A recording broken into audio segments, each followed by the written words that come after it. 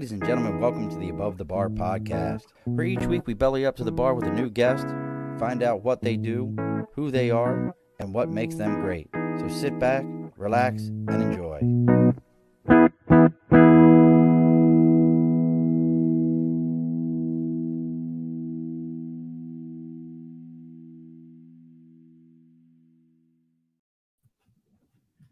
Alrighty, folks, welcome back to the Above the Bar podcast. It's your host, Sean.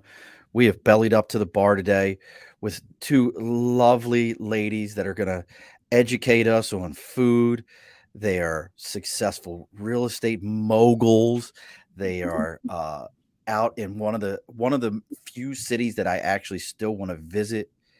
There's only a handful of them. They're out in Seattle, and they've done something that I've always loved. Is they're doing something for other people. There's always that great saying. We none of us wanted to hear this at Christmas time. It's it's about giving, not receiving. But the rest of the year, it does matter to give. So we have with us Christina Sloan and Faith. I'm gonna butcher your name so badly. Let me see what I can do here. Masmir.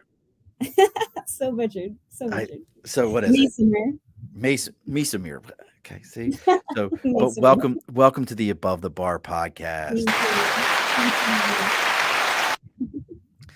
I like. Look, you have no idea how many times I tried to pronounce your name and just knew that I was going to butcher that shit, and I just kept sitting there going, I can get this. I'm going to get this.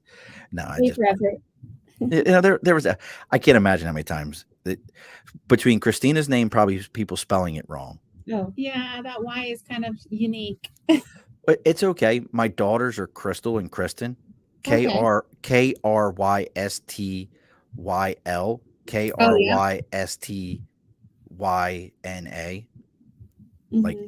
Like they're just horribly butchered.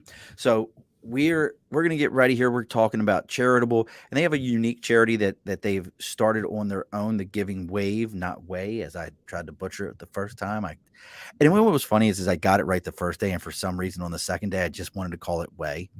So I think it's Subway or something. It could have been. I don't know. It just felt like the Giving Way just sounded right to me for whatever reason in my head.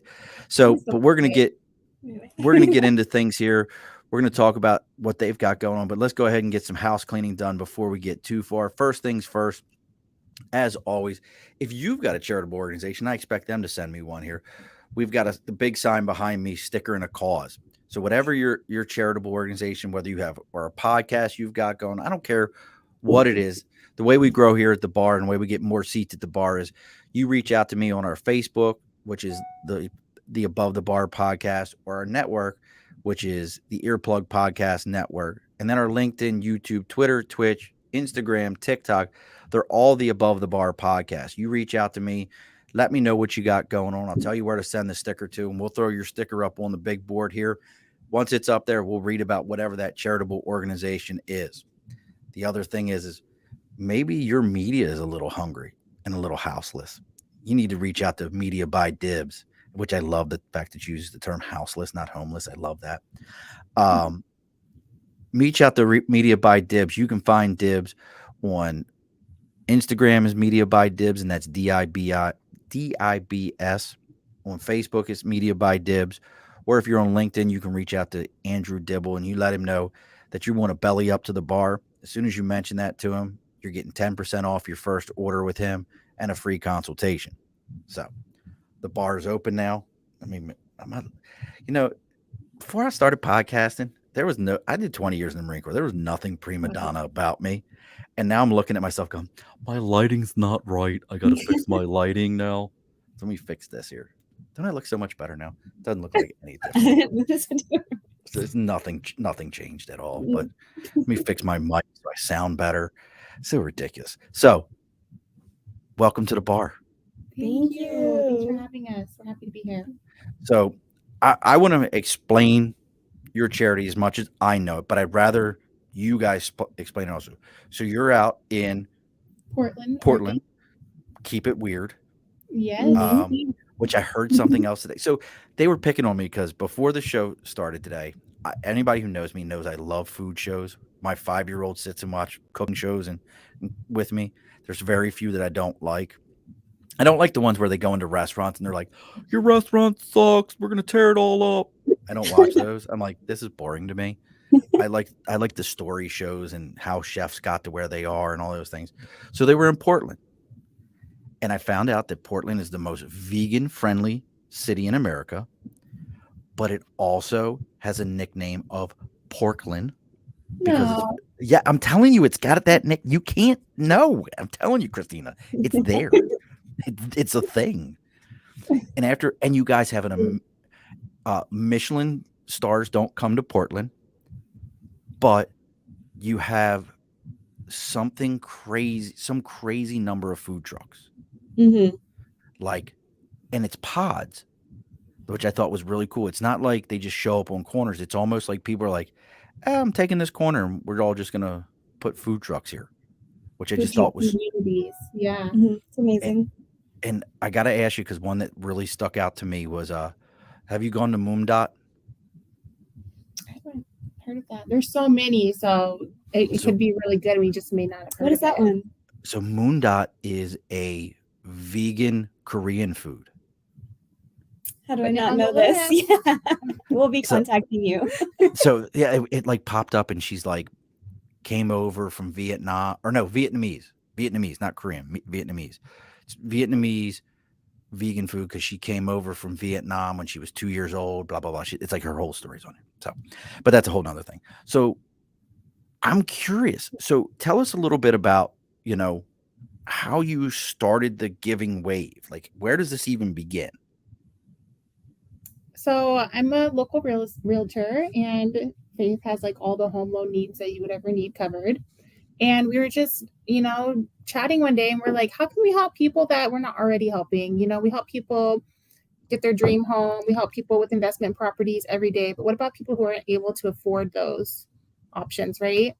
And we're really passionate about the vegan lifestyle and having that positive impact on the environment. And in Portland, we happen to have a huge houseless community. And so we're like, that's what we need to work with right there. And being able to network with local vegan restaurants to feed the houseless community it's really about community and promoting the vegan lifestyle. Now you keep using that term houseless community. Is that something you came up with? Is that something you heard somewhere? Because when I read that on one of the posts before you guys came on, I was like, I really like that. Home is what you make of it, but house is different. So where did you come up with that? I think you just said it. It's like, I think that in general, just because these people aren't living in a house doesn't mean they don't have a home. So we have a really good photo that we took of a tent, and it's under this beautiful tree, and it has this sign in front of it that says live life in full bloom, which I think kind of explains that. Like it was beautiful. And I've seen other really beautiful things people have done outside of their tents. So it's just a way of respect. Like they do have a home. It's just, yeah, they don't have a house. So It just was so perfect when I heard that. I was like, I like it. So now how long have you been actually doing this entire charitable organization? we were just talking about that. Yeah. It hasn't been that long. It's been under a year. Okay. And we just barely got our nonprofit status. So you're an actual 501c now? Yes, we are. Yeah, finally. It's awesome. Yeah. Thank you. A little cheers for you. I mean, Thank that's a you. thing. Yeah, no, it's great. And it's been So- awesome just kind of like, having this idea and just watching it grow and watching the passion that the community had behind it, from the vegan restaurants that we're working with to other nonprofits that we've been able to network with, and how everyone just kind of supports each other and comes together for the common good. It's Yeah. been amazing to see all the, positive vibes and support that we've received. Absolutely. So that it's funny how you say like the vibe. So that was one of the things when I first was reading and Faith had reached out to me and was like, hey, I want to be on your podcast. I'm like, okay, bully, push me around. And I was looking, I was like, I guess it kind of threw me off that it was all vegan. how is that even just in that houseless community? And again, we're gonna make that a thing. Yes. In that houseless community, how was that first received when you were like, "Hey, here's some Satan food." I know it's Satan, but I love saying I see so what you you mean. understand. I have one daughter my daughters that I mentioned their names. One is a vegetarian and one is a vegan. Yes. So I had to learn to cook, Bring and one. Yes. I've learned, and it was funny. Like at first, I was like, I ain't having this vegan stuff in my house, and then I realized we're big vegetable people. I raise big vegetable gardens. I probably got upstairs, 75 heads of garlic. It's you know, Whoa. we grow our own, so we were always doing that. But it was one of those kind of things where how was that? I'm just curious. How was that received by people when you were like, "Hey, here's a meal, but it's this is a vegan meal." Like I love jackfruit, also, just so you know. Yes. Yeah. I mean, you want to? I could answer to that if you want, unless you have. Yeah, go ahead. I mean, people are just grateful to have food. People are grateful that you stopped and considered them at all and smiled at them and are kind to them. And then we actually had one guy, he was amazing. He asked us, "Is this vegetarian?" Like, it's vegan. He goes, "Oh my God, even better." So I think the response is good. That's Yeah. awesome. Something else that a lot of people think of is like, okay, they're handing out vegan meals. Like, this is like bland, like mush plate of tofu. Yeah. That's what everyone Yes. and Their some broccoli. expectation, yeah. No, this is like, you don't know it's vegan unless we tell you it's vegan, Yeah. right? So a lot of the times these people are happy to get the meal. They might not want to conversate. They might not want to hear about what the meal is. It looks good. It smells good. Thank you. Bye. And they enjoy it. And we might walk by them later. That was an awesome like taco salad, or that was great like chicken fried rice. Like, yeah, it was vegan. Like, Yeah. so you So know, true. these restaurants are artists with their food. They're so creative. They're so like detailed. I think one of the first places that we work with actually goes out and like Yeah. forages for their ingredients. Oh, and just really? They go that deep. smart. Yeah. That's amazing. Yeah. See, that's cool to me that they go that deep with it, and they're really getting that far into it. I mean, how? So I got to ask this: is there any meals where like that? This is your so you've partnered with some restaurants. I should mention that first. So you yes. partner with some restaurants. Go ahead and say the restaurants that you're partnering with to get these meals out. Ben and Esther's has been huge. I want to put them out there first because they're doing ongoing donations. Yeah. Yeah, I do. I mean, they just call me and they're like, "We have a bunch of bagels. Can you come pick them up?" And I'm like, "Absolutely." I pick them up, and I usually, if I don't have time that day, then I'll just to like actually hand them out. I'll just go to shelters. And no, I've never like wasted a single bagel. Like, people want them. Like, it's huge. And that's just bagels. They've also done like full meals that we went and handed out. Yeah. So Ben and Esther's Vegan Jewish Deli. We have Secret Pizza Society. Yes, vegan pizza. Yuan Vegetarian. You're gonna have to help me. Yes. Quite a few. And then Uban Soko. Yes. And that's the one that forages for all their They're ingredients. amazing. So good. That's like feel good Japanese comfort food. It's just, and it's like all of these have different it's like a different cuisine as well. So it's like you're not just getting what people might expect. Like, you're getting pizza, you're getting like all these different things. Ruby Foret, they made us a really nice like potato hash. Yeah. It looked like it had meat in it, but it was vegan Right. substitute, you know. So what were they using for their substitute? Oh, so much good stuff. She uses all like you know, she has more than just vegan. It's like gluten-free and like nut-free and like, so what was in her actual ingredients, I don't know. I don't know what she buys. I know that there's like Morningstar that could be like meat crumbles, or there's like different so many substitutes. different things. Yeah, I know. I mean, and we haven't even gotten to as many restaurants as, like, it's countless. Like you said, Portland is just known for food in general, but the vegan scene is huge. And there's literally everything. There's vegan sushi, and it's amazing. Well, my son, and it's funny that you refer to it as vegan sushi. So my 5-year-old, I would never call it vegan sushi. We call it vegetable sushi. Oh yeah, because he likes it, and it's got avocado, rice. It's got the nori paper, and there's sometimes it'll have asparagus in it. Yeah. So I mean, it's.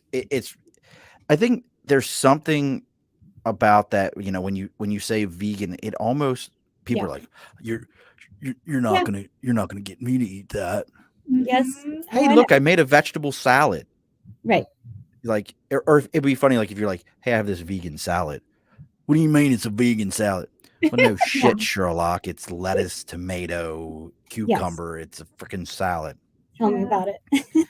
There's just, but why do you think there is such that stigma that comes with that? You know, your charitable organization, the Giving Wave, and folks, make sure you go onto Facebook and you look up the Giving Wave. Give them a like. You know, if Mhm. is there a button or anything there if somebody wanted to donate? Yeah. It's on our Instagram. It's on the On our Instagram, Facebook. which is the same thing, the Giving Wave on the Instagram. Yep. So make sure you're going out and you're finding them, folks. But what do you think the stigma that so many people have this like, I ain't gonna eat that. That's vegetables. Like, I can answer that. Yeah, I can answer that. It's because, so here's the best way I can explain it. There are extreme people in every category of human, right? And those people are the loudest, they're the most annoying, they're the most judgmental, the most pushy, right? And so it's become a stereotype because those people are the loudest. It's also something they're very passionate about. I hate that. That's my least favorite thing is judginess. It took me a really long time to use the label vegan because of that. However, I think it's important that I do because I do back up um, the core idea of causing the least amount of suffering that you possibly can, preserving our environment and helping others, sharing. But the reason that it's become that way is because the people that you would call like extreme or whatever are the loudest. It's that simple. But that's the wrong way to go about it. Like you need to be open and communicative with everyone.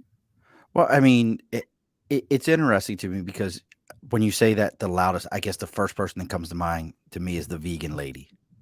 Who's that? You've never seen her on TikTok? If you go on TikTok and just type in the vegan lady, she's like, have you ever heard that the soundbite where it's just somebody yelling, "Eat your vegetables"? Yes. That's the vegan lady. Okay. So but she was one of the ones, like you said, very loud, very pushy, very like in your face about where she's like, you're killing and you're this, you're that. And Right. it was very over the top and very, very Right. pushy in that way. But Right. I get what you're saying, you know, no one it's the what's the workout thing that everybody not oh God, what's the workout group where Orange God, Theory. no, not that we have those out our way now in Albany. It's the other one where you know they're flipping tires and they're doing all that. Mhm. Oh, It's I know that what you're talking about. I can't think of what it is. If somebody who's watching can remember what that Somebody knows. oh God, it's No. that type of work. I can't think of it.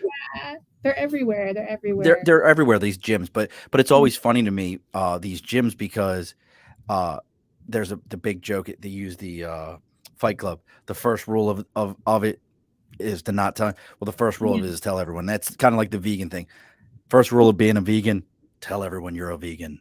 Right. A- I think And people just get really passionate about it, which happens in every category. Like I said, like now, what's your and when you're first approaching these groups and saying to them like, "Hey, you have amazing vegan food," like the Jewish vegan deli, so and, good, so good. and what was the Japanese was Odell Oban. Oban, and you're approaching them. I know San Francisco has a big thing where it always blows my mind of all the cities in America, San Francisco, it's against the law to give meals to people on the streets and to do that. It's against the law in San Francisco, if you didn't know that. Really? Oh yeah, Well, which is so funny to me because that's where some of the most Democrat politicians, the biggest ones, and that's where Skid Row is, and that's their cities, and it's against the law there. There's a priest who went to jail multiple times for giving meals to people on the streets out there. is that Does because of like sanitation or what? What is the That's what reason? they say it is, but this food is going to go into a dumpster, and Right. what their argument is, oh, you can't do this.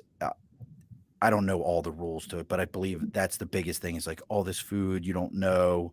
What if somebody gets sick? I think that's the least of their concerns.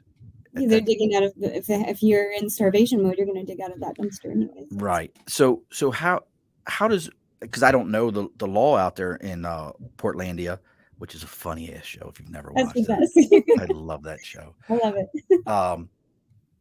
Out there in Portland, my favorite characters are the women who own the bookstore. Oh, yes. That is so great to me. But what is, if you, I want to go, like there's like a couple, Seattle, Portland, and Austin are cities that I want to go to. Absolutely. And if you didn't know it, it's all because I want to eat there. All those shows. Always Portland, right? Yeah. Come to Plant-Based Poppy. What is it? Come to Ben and Esther's. Come to Plant-Based Poppy. I would go. Man, like I'm about all those things. If you've never been to Atlanta, Atlanta's a great eating city too. Ooh, But what is the rule? Like, are you guys safe out there to do this? Is there any rules about that, or like, did you have to find what those rules were? How did you even, or was it like, nope, I'm giving out food, I don't give a shit? I think maybe a combination. I think I mean you're basically buying someone a meal prepared by a restaurant. So it's not like we are doing anything to it. I'm not cooking it in my kitchen. It's like I'm ordering someone a meal. Like these are prepared in a restaurant who has food safety requirements and they're up to the standards. So how could that be a problem? Like I'm literally ordering someone else meals ready to go. I pick it up straight from the restaurant, just like an Uber Eats would do, and delivering it straight to someone who needs it. So see, in my mind right now, I feel like you two got together on this, and Faith was the one that was like, I'm just going and getting food and just giving it to people. And Christina was the one like, we need to look into the rules on this and make sure we don't get in trouble. Actually, am I right? A background in restaurant management, so I was like, "This is fine. This is fine. This See, is fine." I knew it. No, I knew it. okay. You had all the rules already figured out. There was no doubt in my mind about this, and I based that purely on the fact that when we were putting all this together, Faith was the one that was like, "Hey, I want to be on your show. Here's my shit. I'm coming on your show. Me and my friend, we're coming on." And then like I sent it all out, and Christina had everything like lined out. Like here's the information. We're a good team this way. We are a great team. Yeah. Yeah. See, I had no doubt about it. See, I knew it. But don't get us in trouble now. Like no, like look, there's 4 people that are listening. You're fine. Don't worry about it. You're not gonna get in trouble. You're not getting in trouble. Pots over here. We're gonna just stir this all around. So I think I know what your goal is, but what is the goal for you in Portland with all this? What are you hoping to achieve? You want to say it? I'll tell you, I have a much bigger vision for this thing than I think anyone even realizes. But the goal is to obviously help people who are struggling right now by serving them food and also having conversations with them. Like I said earlier, it's so important to have conversations with people. It's important to listen to their stories. So I really want to get each individual's story and let them know that someone out there cares. Yeah. I also want to share that story. And I want to partner with other nonprofits. We're just supplying food, right? So I want to be able to say for certain people that want out of this situation and make it very clear, which is most of them, hey, I have a resource that has counseling. I have a resource with drug addiction help. I have a resource that does job placement or housing or whatever. But we're going onto the street and we're talking with these people while we share a meal. So we're getting all those insights. I want to refer people out to more help, while at the same time, obviously super passionate about the plant-based movement, the environment, sustainability. So I want to highlight vegan restaurants. I want to show people how delicious it is. I mean, you won't even know it's vegan. It's amazing. And then the environmental impacts are just insane. So you might as well do it all at once. Yeah, and another huge thing for us is you've probably seen like spreading kindness. That's the idea of giving away. Absolutely. And when we're out there, we're meeting these people and we're hearing their stories. A lot of people are walking by and not taking the time to even acknowledge these people. Yeah.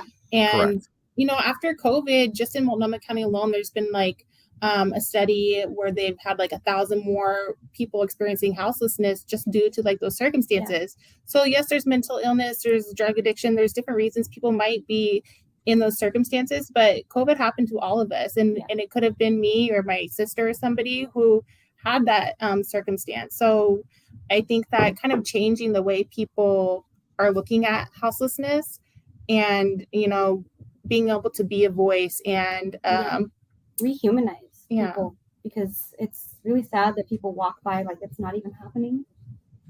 So uplifting the community is a huge point for us as well. I mean, you guys were the center of a lot of news there in Portland, taking over they took over the block, the police station, all those different elements that were going on out there.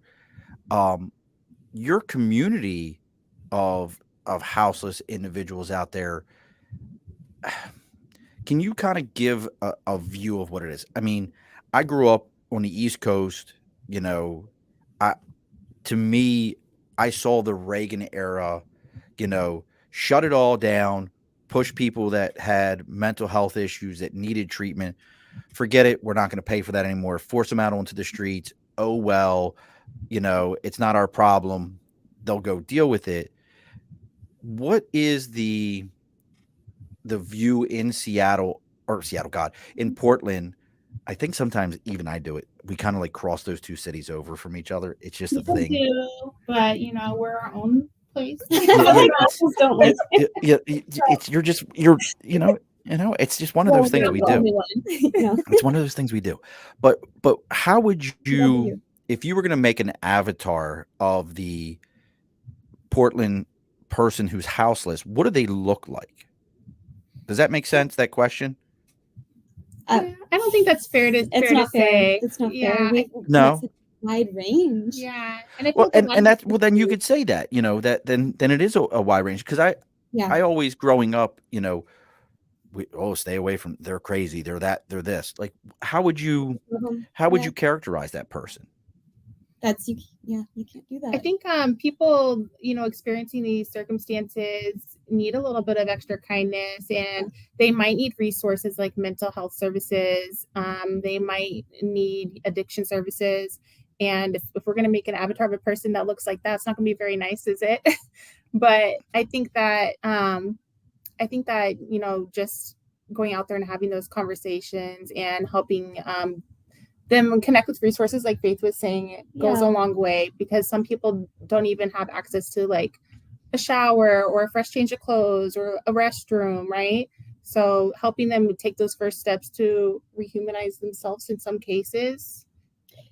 If I could add a lot of people picture this person that's, I don't know, they have a picture of someone that's living on the street in a certain way, but we have actually a really good video on our Instagram about someone who I would have never known was living in a tent, except for we saw him sitting outside of his tent reading a book, totally clean shaven, just normal guy, but he was sitting outside of his tent.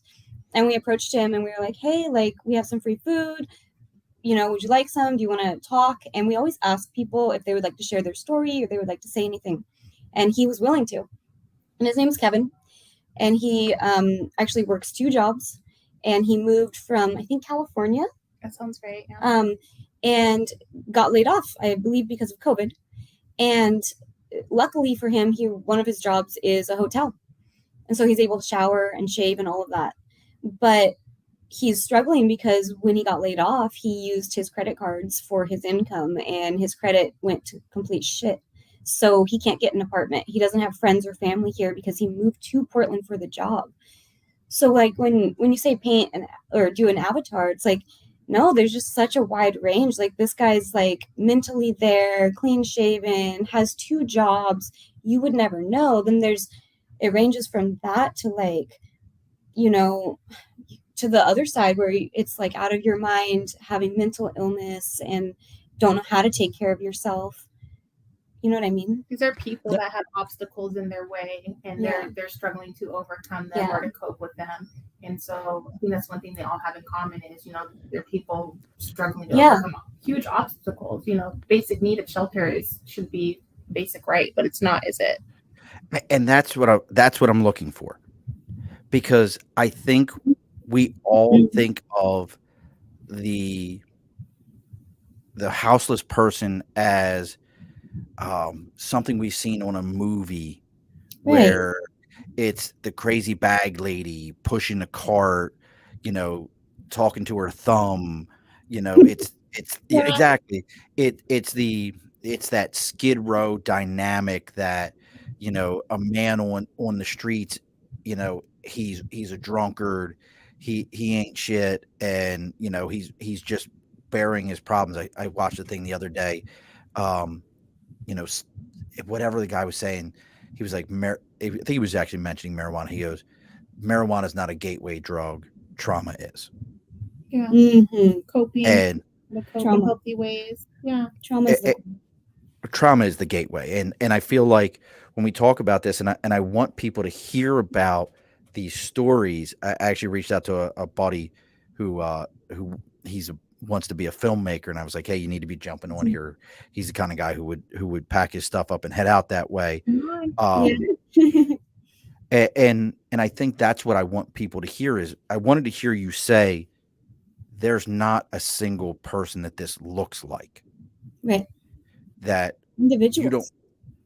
yeah, the guy that standing next to you at work, it may not be the job it might be an assembly line, it might be those other places.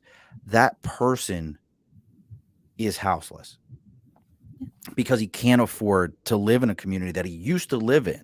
Right. He can't afford it. I mean, what is the market out there, that housing market now look like for where it used to be a place where that lower middle class could go and find a place to Mm-hmm. live? What does that look like now in Portland? I mean, you It's guys are right there. Yeah, Right. definitely very competitive. A lot of people are moving from out of state, and there's not enough houses. So A a house that costs $450 is a fixer upper. mhm. How, what, 450K is a fixer Yeah, upper? that's a fixer. That's a fixer. The inventory is still low, so So you guys you are still have to having find those issues. But now, do you still have the blight out there also? the what? The blight, housing blight. They don't call it that out there. Oh, no. Not See, on the familiar. East Coast, in the East Coast, we call it blight, housing blight, where houses that have just gone empty, nobody lives in them. They've got the big red square on the side of the building because somebody from the city has come in and kind of nailed a thing to say no one can live in here. Oh, Condemned or something. It's condemned, but it's called blight. We call it Oh. blight on the East Coast. It's a big thing, especially in New York. haunted. And I'm just kidding. what Yeah, did we you call don't it? have a lot of those, honestly. Like if there is a lot that's like that, maybe the owner's like not in state or something happens, people are figuring out who owns this lot. Like this is an opportunity. No, we don't have a lot of that out here. No. Really, see that's a big thing here out our way is blight, and that's what it's called. It's interesting that it's not, you don't hear it that way, or you're not seeing it that way out there. We No. would say no, that's blight. That's housing blight. Wow.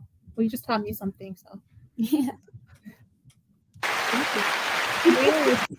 So I'm trying to cheer myself up. I'm gonna just clap for myself here for a minute. So As you should. you're building these stories. That one gentleman you're talking about who has two jobs, he's out there. What are some of the assets that you've gained, or networking contacts that you've gained through doing the Giving Wave? And again, folks, make sure you're going on to Instagram, you're going on to Facebook, is there a Twitter? Yes, no, LinkedIn, TikTok, anything? there's a TikTok. TikTok. Oh, There, the I've Giving seen some of the video. I have seen the videos of the Giving Wave on TikTok. I think we're following them. So make sure you go out and you give them a follow. You go find that button and you give them a share, and you donate to this. But what are some of the assets through this that you found that you've been able to help people, through donating these vegan meals? And I'm telling you, folks, go find your local vegan restaurant. I promise you, we got one here in the Albany area. If you're in the Albany, Troy area and you're listening, go to the Hadley building where I work at, and go to Organa, it's called, and he does a pulled jackfruit Yeah. Oh, that yeah. promise you, this pulled jackfruit sandwich with the vegan cheese is out of this world. And then he's got these like tater tots with or he calls it organa sauce. This shit's so Making me good. hungry.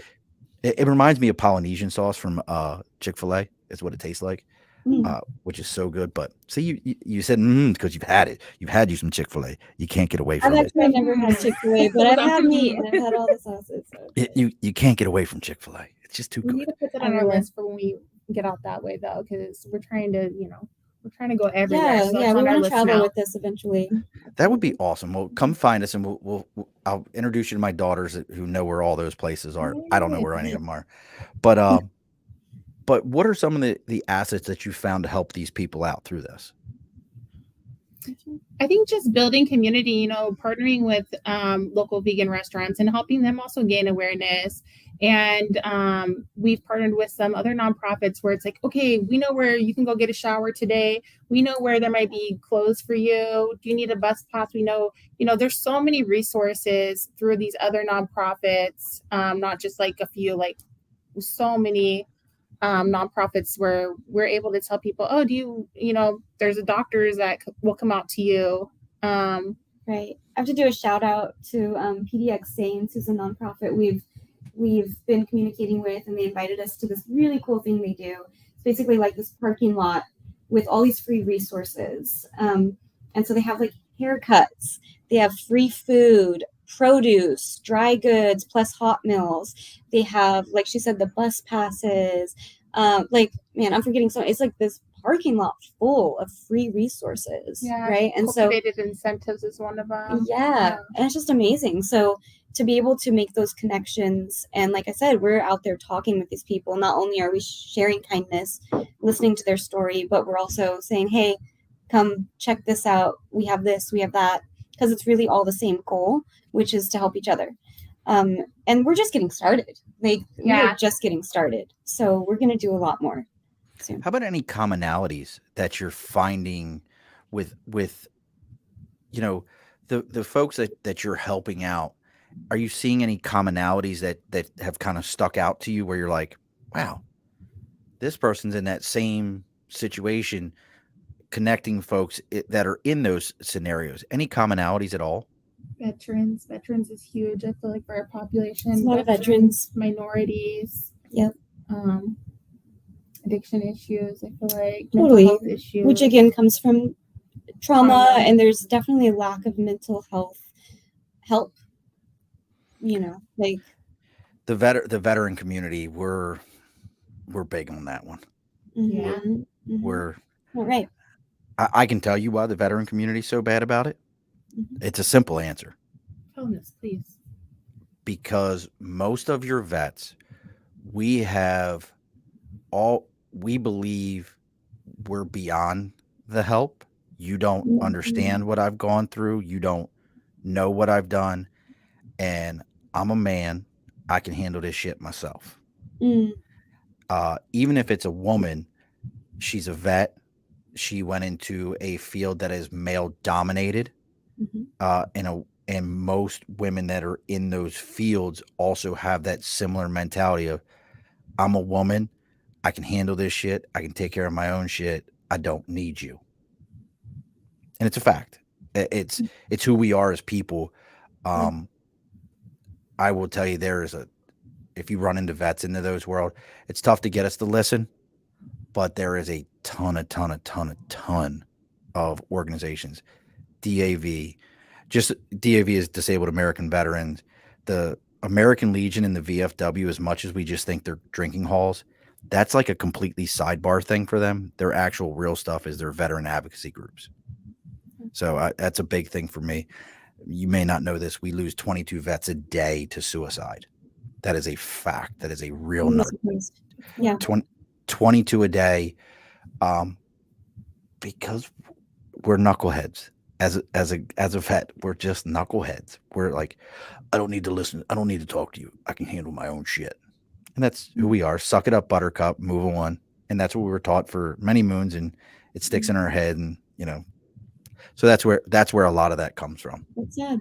Do you have advice having, experience yourself, but how have you dealt with that mentality, or do you have advice for us interacting with people who might come across who have the mentality? Would be the best approach?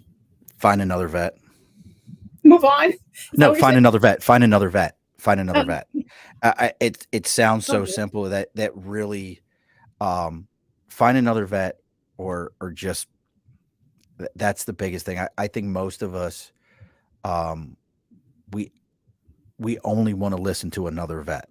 Oh, like a vet with us to connect to Right. that. Yeah. You've got to find another vet who can listen to them and can communicate at their level.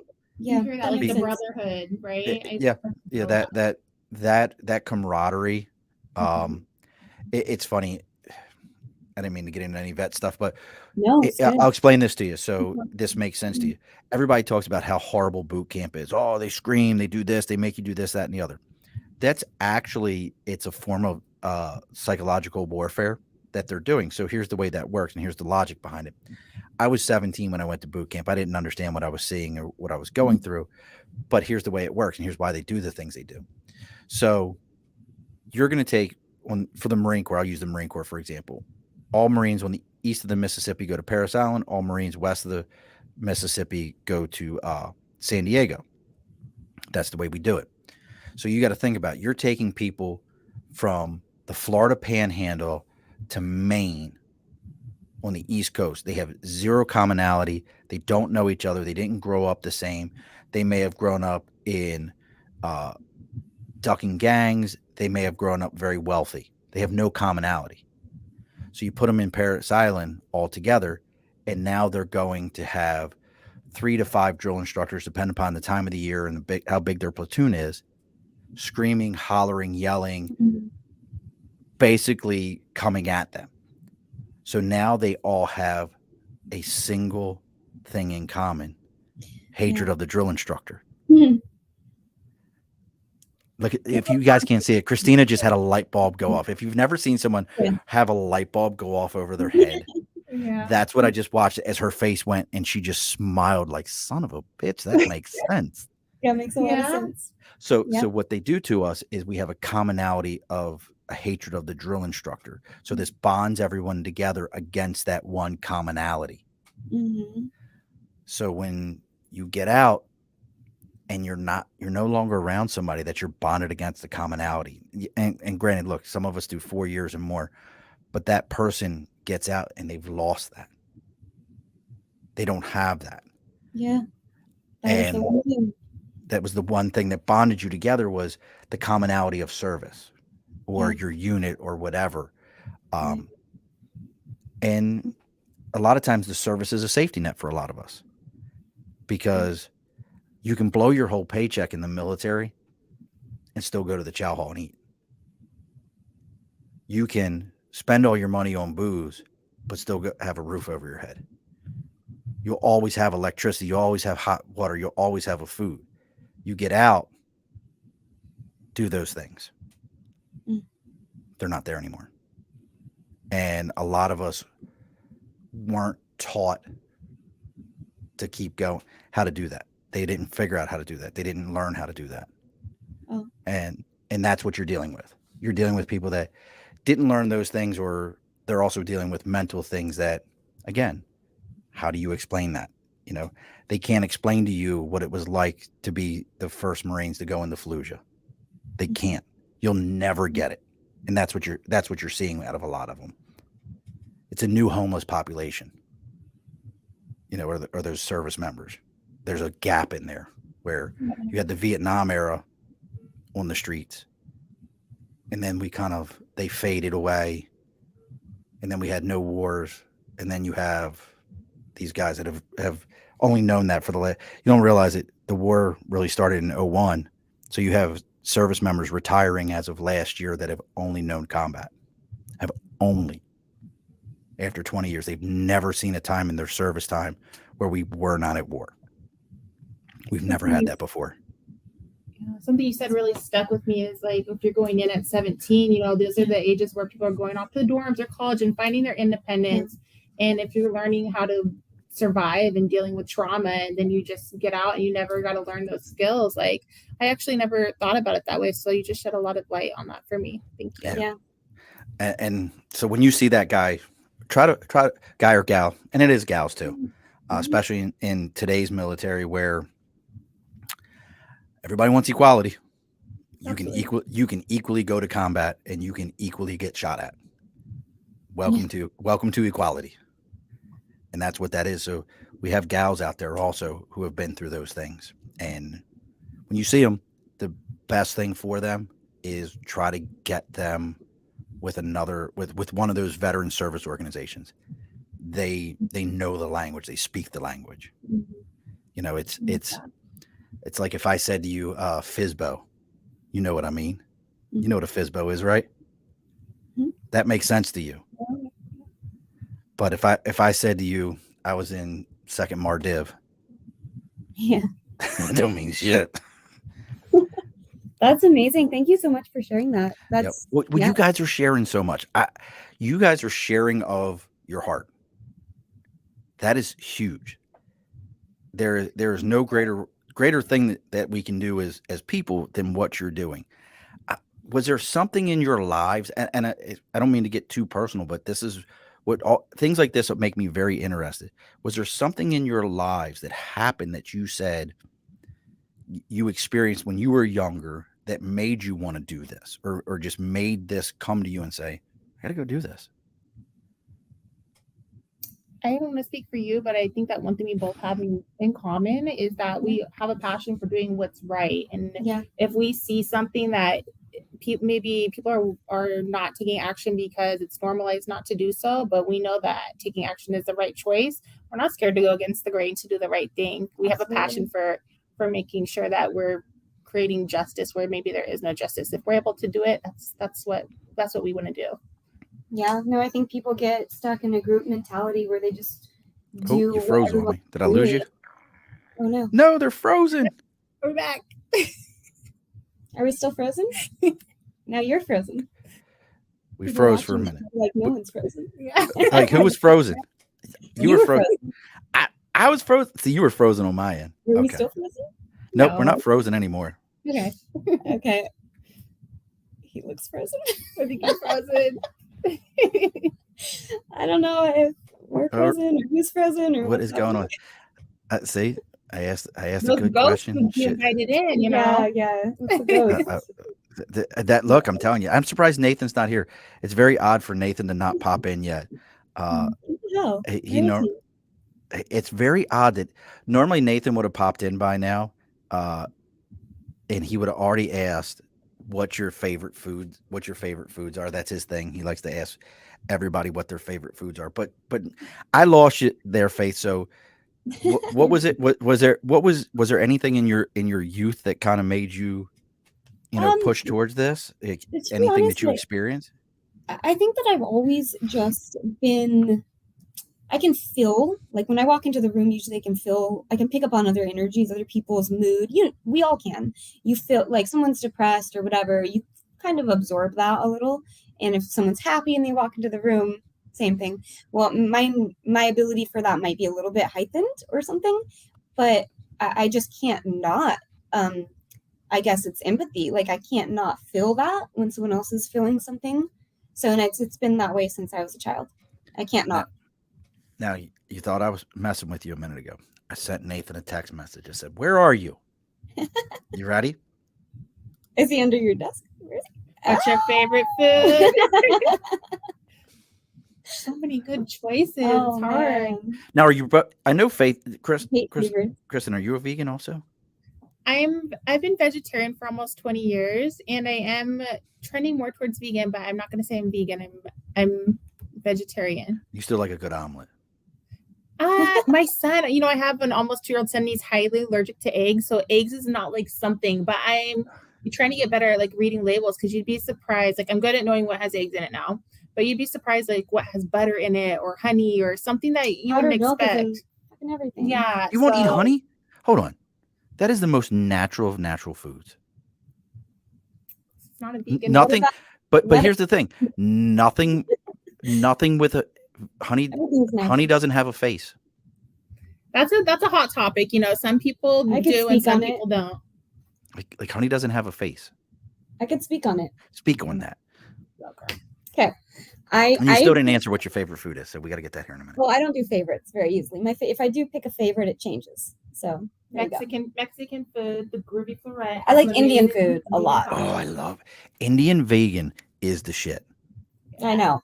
Yeah. I will give you that one. All Like, about the spices. like and they that have figured out vegan, especially Southern Indian, because most of what we know of Indian food is Northern Indian. Mm. You need to come to Portland. You need to come to Portland. I'm telling you, there's a fat kid that lives in my soul that knows all this shit, and I watch all these food Oh, shows. absolutely. Yeah. Like most Indian food that we know in this, it is Northern Indian, Punjabi, and it's very heavily that way because it is what it is. Just like when I love people that are like chicken tikka masala. That's actually an English dish made by Indians. I'm not surprised at all. Like it's very like, it's like, this isn't a traditional Indian dish. This is a dish made for the English by Indian people with their like, it's a whole thing. I 100% believe you. And see, and here's why Nathan always says that the show, when I ever have a glitch that the show's haunted, we had Patty Negri on. Patty is the medium for like ghost whisperers and all these other things, and she's been on the show. I like it. And anytime I have somebody on that's like anywhere connected to that, my show just goes to shit. It just falls apart. Weird. So weird. It is. So what? I still didn't get a favorite dish from you. We'll figure it out here. But what's the honey thing? Tell me the honey thing. I know we're like on 5 topics right now. So honey doesn't have a face. Bear with me here. Listen. All right. Hear me out. I'm hearing you. I'm hearing And I'm not, it's like, it's obviously not the same as eating a burger, right? Eating a dead cat. It's not the same thing, right? It's honey. But hear me out. There are some things which vegans can justify not doing it for. First of all, not necessary. You don't really need it. Second of all, the bees themselves are actually genetically modified to produce more honey, but not pollinate. And so when they are out there, you're raising these honeybees for honey, they're actually competing with actual pollinating bees in the actual environment. And you can look into it. Again, I'm not saying it's the same thing at all, but there's an environmental aspect to that. They also have to crush the male bees to extract the semen when they're breeding them. Again, this is industrial, like large scale stuff. Okay. Because I have a lot of friends that are beehive like absolutely, and that you can say that with lots of different things, right? Like there's friends that have eggs in their backyard versus eggs you buy from the grocery store. Right, totally different. I'm not saying it's the same thing. I'm trying to highlight why there is that argument on it. Does that make sense? Yeah. Do you know what one of my favorite? I love the term free range. Do you? Oh, you know why? Because it's the biggest load of bullshit. Thank you. That's just to like, because all free range means is we didn't put you in a cage that was like just big enough for 2 of you to stick in. We just made the chicken stand asshole to elbow. We open the door, they can't even actually get out there because they're too cram packed and their legs right. There's nothing to it. Like when they say like these are free range chickens, no, they're not. Bullshit. They weren't walking around in a yard or something like that. No. It's to make the buyer feel better about themselves. That's well, another one. You want to really ruin people's day. Did you know did you know the word organic is trademarked? Oh, I'm not surprised at all. So if you go look up the term organic is trademarked. So there is a particular food company, I don't remember who it is, that actually trademarked the term organic so that they can produce anything they want and say organic food, and it'll have the TM at the end of it. Doesn't mean that it's organic. Wow, that's ridiculous. That's all. That's all those things. But I'm not trying to get into like a whole, because like I said, my daughters are vegetarians and vegans. I always make sure I have meals for them. Like I make an amazing potato salad, and no bitches, there ain't no raisins in it. For anyone who wants to ask that question, Why would raisins? I don't know. That's a whole thing where people are like, you make potato salad with raisins. I don't put raisins in my food. I didn't know that was There a will thing. be a lot of Old Bay in there though, because that's my deal. But there's a whole thing about my daughters are like, I hunt, and they're like, they're Yeah. okay with that because they're like, we get it. You hunt and you eat Yeah. what you have because it's you. They aren't going to eat it, but they know that like, hey, it's okay. You Mhm. the one won't let me take my new grandson. He's less than a year old. I'm like, he's going hunting with Pop Up, but she's like, no, Oh, that's not happening. I'm like, that the shit's going vegan or the down. vegetarian or The neither? vegan Okay. won't. Mhm. My other granddaughters, they're like, we love you, Pop Up. We'll eat what you cook, but we're not going out in the woods with you. That's your shit. Yeah. They like princess dresses and things like that, and they're very artistic. My one daughter's a tattoo artist. She does amazing work.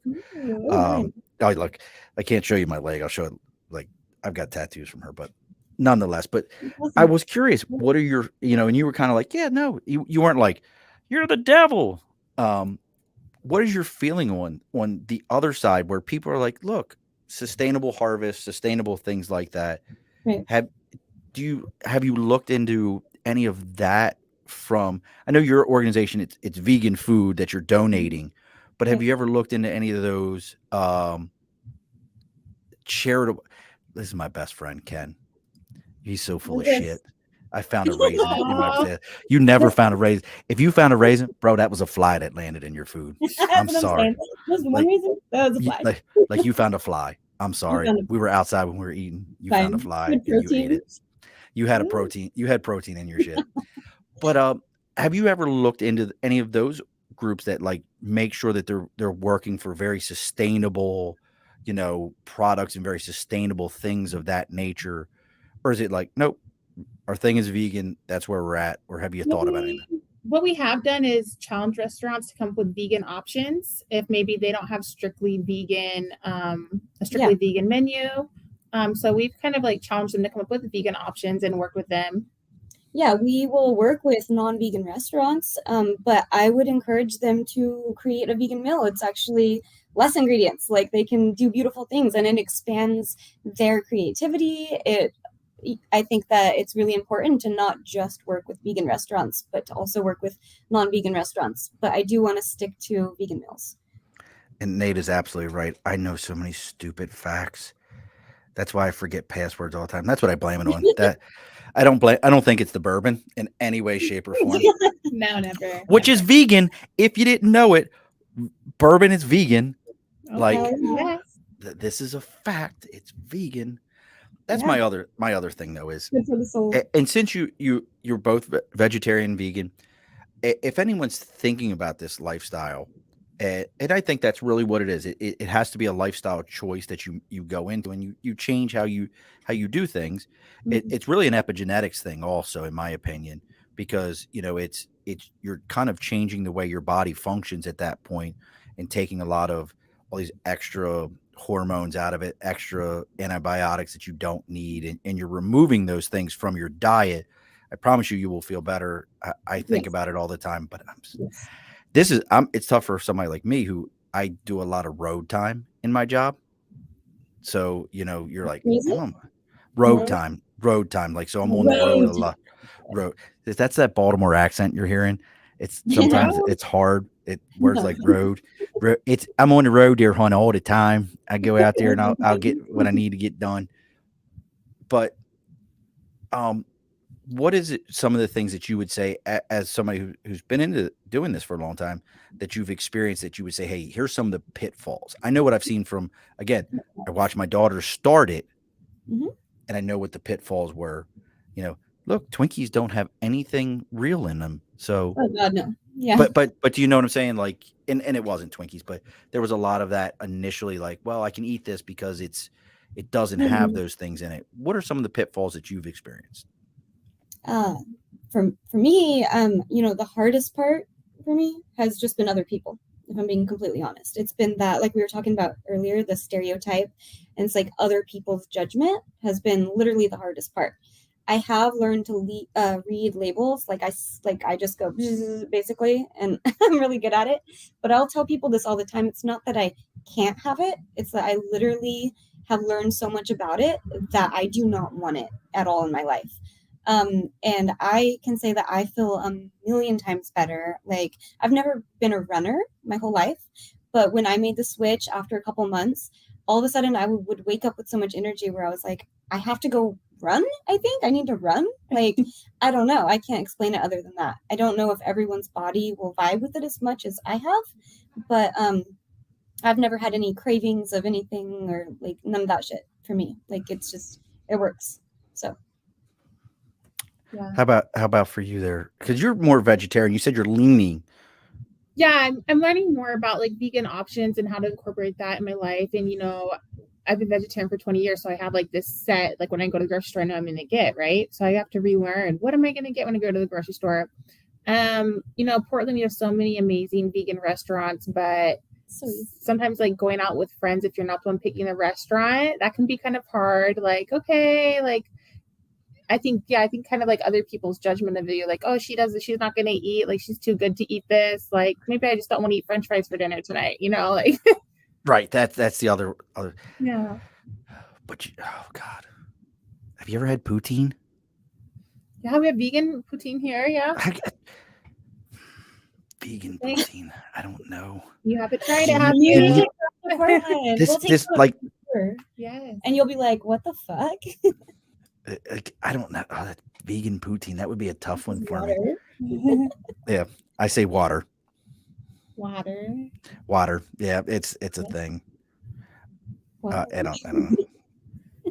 It's look, in Baltimore. There's actually if you get a chance, go on YouTube and you look up like Baltimoreese or Baltimore accent. It's an entire language thing where. Okay. We're horrible. We butcher there is no culture that I've ever experienced that butchers the English language more than we do. It's a whole thing. And Nate's from Baltimore also. He knows what I'm talking about. We go places and people are like, so are you from like Georgia or Alabama? I'm like, nope, I'm from Baltimore. And they're like, huh. That's what that is. That's what that is. And Ken says it. I don't know why people can't respect your diet decisions without the judgment. And it's so weird. Like I know for me, one of the things I've always said, like if I had to go, like my doctor was like, you got to go into a diet. I would say pescatarian is one that for me, I would be very comfortable with. And a lot of people are like, oh, I hate fish. How could you eat fish? Yeah. My house, like when we put fish on the table, I have to argue with my sons, like, leave me something to eat. Aw. And they're like, no, seriously? I'm like, like when you go to the grocery store and you buy like the bags of fish, like and we don't buy the breaded. I don't like breaded. And we buy like my kids are like, Dad, how many do you want? I'm like, I want at least 2 fillets. They're like, okay. Because they will blow through all of it, all of them, all my sons. But that's what we want, and it's a healthy option. See if I can get. My daughter just was like, "Oh my God, you're doing that right now," because I told her beforehand. I was like, "Jump on, and this is all your conversation." So, so we've got this. Any website, anything? Because we're in an hour. You guys good? Instagram is huge for us. So check out our Instagram. As we grow. Did you just say the gram? Did you just say the gram? The gram. Check out the gram. The giving wave. Does your silhouette give you energy? That's what I want to know. Yes. Let me go find it. That's so great. That was so funny. For those of you who are on Instagram, you know what I mean by my silhouette gives me energy. How's that song go? I don't know. We don't know. Well, no, I thought you guys knew it. It's like a whole thing. Yeah, we have so many things to Google now. It's like the fourth thing on the list. Okay. I feel like I'm the old guy here.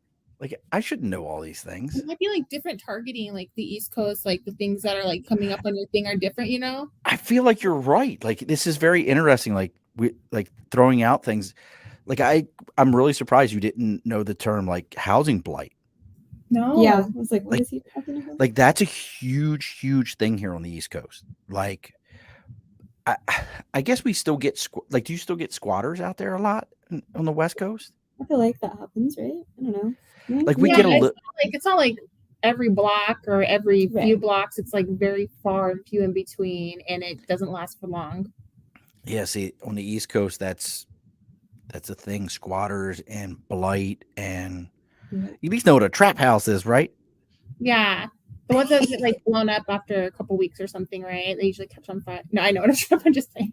I'm like, Yes. well, no, that's a meth. That's a meth. That's a meth house. That's meth that they burn down because they just you can't get high on your own supply. Yeah, that But I just I want to go to Portland. I just feel like that's such a cool city. Like It really yes. I feel is. like you guys have a very cool city out there, and that it's just a lot of it's got to be a lot of fun just hearing the layout of it and everything you got going on. And it just seems like, after watching Portlandia, like Oh, Yeah. no, like hold on, Christina, why you give Portlandia that? I feel like they kind of like put a stereotype out there for us. Like there's so much more to us Yeah. than Portlandia, though. You have to just come see it for yourself and then decide. See, I feel that way about shows Mhm. like The Wire, and Yeah. so growing up in Baltimore, like I taught people, I'm like, yeah, I'm from Baltimore, and they're like, that's a hard ass city. I'm like, I guess if you want to go to the wrong neighborhood and you're Yeah. trying to buy heroin, I don't do that. That's not the Baltimore I grew up in. But Yeah. I really I understand exactly what you mean, because we end up with shows like you have shows that make Portland look like this weird odd place. Yeah. Like It might there's be, Portlandia. What's the other one? There's like an animated version too. Like there's like an animated show about Portland. Whatever they all are, we end up with like Homicide, Life on the Streets, Yeah. The Corner, and The Wire. Like I end up with shows about like you're just gonna die of either OD or someone shooting you. And that's what people think, right? When they, okay, Baltimore. Yeah. Yeah, like we don't get the food shows. Like the only food show is what's his name, Duff from the Food TV network that did all the cake. Like he was the original cake guy that did all the wild cakes and everything.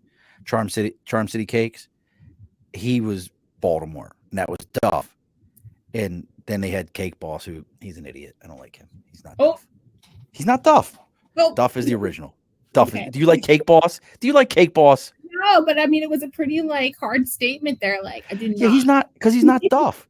Duff was like, he was the original guy that, like, the first time I ever heard somebody say that they used was that fondant. Have you ever eat that? Love it. Okay, fondant. Yeah. That stuff's so gross. It's so gross. It's like like silly. It's moldy. like cakes. Yeah, it's like cake silly It putty. is. You don't know what it's like cake version of silly putty. I've seen What? the shows where they do that. Like, yeah, There's they bake with yeah, it. like they make the cake and you're like, oh my god, this is like, it looks so real. Wait, what It's is all it actually? fondant. It's Hard just like, sugar. yeah, that's it. It's like hard, like sugar silly putty that you can like mold around things. Sounds It's crazy. awful. to eat. How about any event? And because we're gonna get ready to wrap this thing up, we're gonna close the bar here soon. But any events, any charitable events that you guys have coming up, where if people want to be a part of, if they want to Yes. donate, or if they're out there on the left coast, they can go to. Yes, this is pretty far out, and we're just barely in the beginning stages of it. But we are going to be part of a fundraiser next year, where people will be able to rappel off one of the tallest buildings in Portland, like from the top to the bottom. Yes. And they donate some money, and it's going to go to. They're still deciding what nonprofits. We're going to be one of them, but the money all gets donated to several different nonprofits that will benefit the Portland area. So Over the edge. Over the edge. that's so I don't think that the name of the fundraiser is even out yet. So Oh, okay. I might get in trouble Sorry. for saying anything, but that's going to be next year in August. Like the people who own the building don't know that someone's gonna jump off of it yet. Like, No, is that what they we're know. saying? They know. Like, They okay, know. so they that know people are coming off of their building. I'm probably going to get in trouble for saying anything. We're just in the beginning stages of planning. Stay tuned. You Follow stay that tuned. Instagram and Facebook. That's so It's and going to be TikTok. really cool. Really, really, really cool. Exciting things So. to come. So I'll have to kind of there's and he's absolutely right. My brain half the time doesn't work and I forget people's names. Water.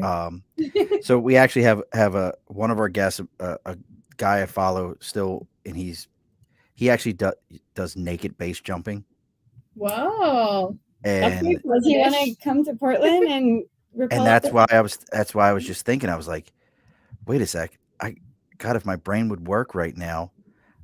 He does all this stuff, and it's not Nathan, it's not Brian, Taylor Cole. Okay. God, I'll have him. to reach out to Taylor and Meet him. say something to him, because he actually is out there on the West Coast, and he does like all these wild things and skydiving and base jumping and all that. That would be Love it. right up his alley. So when you get that together, please Yeah. reach out to me so I can send Taylor a link, because he's actually one of the smartest guys I know, and what you guys do is right up his alley. He has a company he just recently started who actually figured out for children, for autistic children, how to use different lights and light therapy to read them stories, and figured out how to, where they retain the information and are able to tell the story and understand the story through the lights.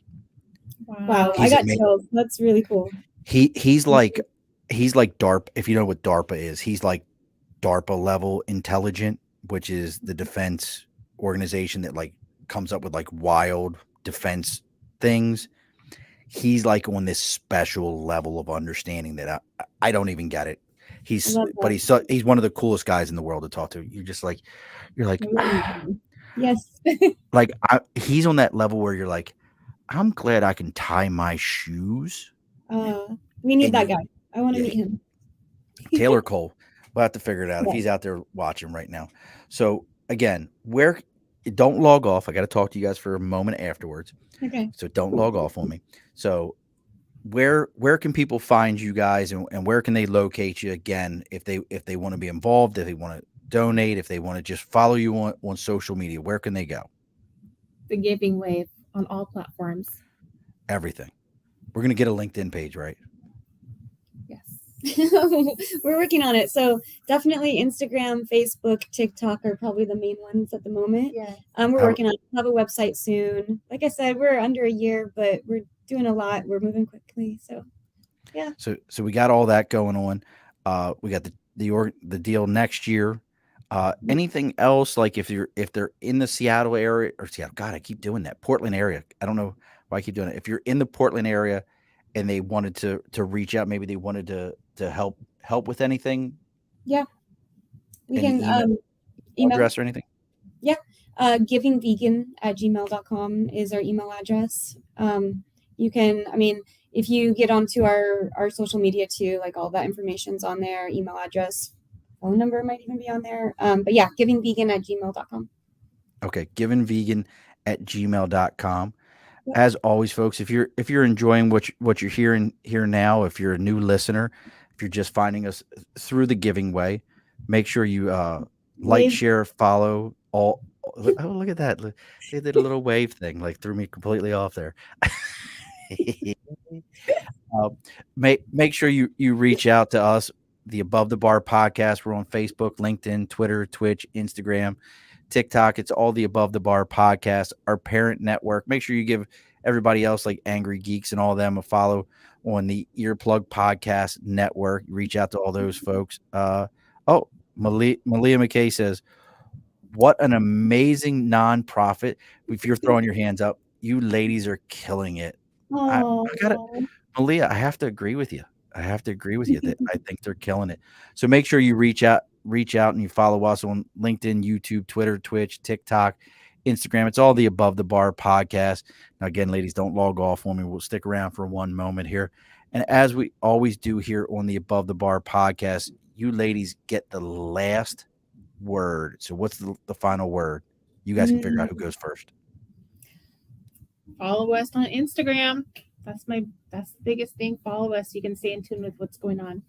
And I would say kindness is a wave that ripples far and uplifts all.